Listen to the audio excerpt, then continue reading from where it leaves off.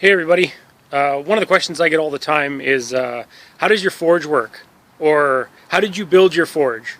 Or if one were to build a forge, how would they go about doing that?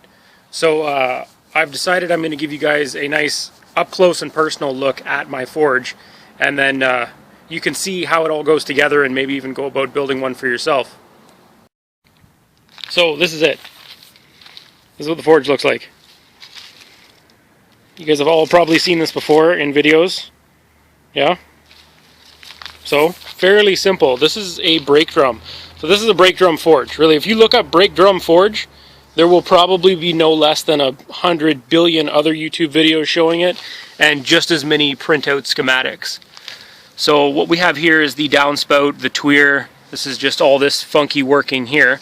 So, really, see, I have this ash dump, which is okay, but realistically, if you don't have a clinker breaker, which is like a brick in here that spins around to break up the clinker, which is the shit that accumulates in the bottom of the forge, if you don't have that, you don't get a whole lot of ash. You're shoveling most of it out at the top anyway, so it doesn't really matter.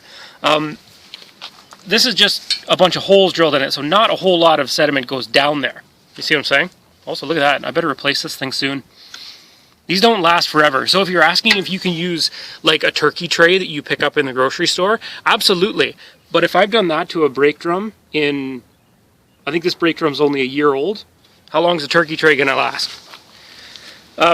So what you could do is with some dryer duct stuff, you know the shit I'm talking about, you could go right from your air source, right up into the bottom of your forge pot. You know what I mean? So you could just,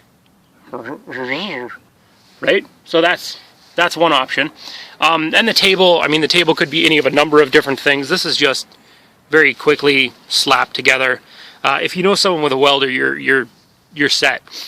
Or I have seen, there was like a sawhorse table at Home Hardware with no wooden top. It was just a bunch of angle iron legs.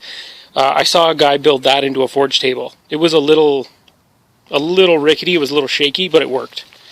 And then this here, like you guys have seen, this has got one big chamber, one plunger that moves back and forth as I pull this.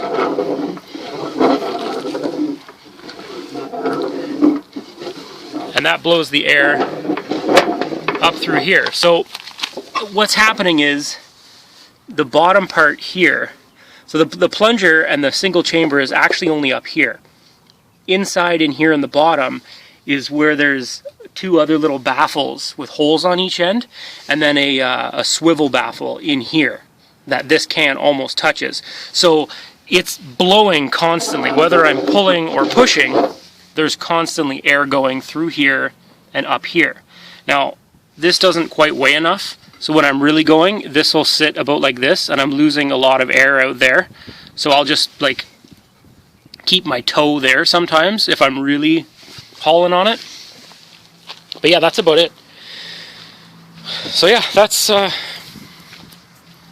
it. This is my little paradise in the backyard right now.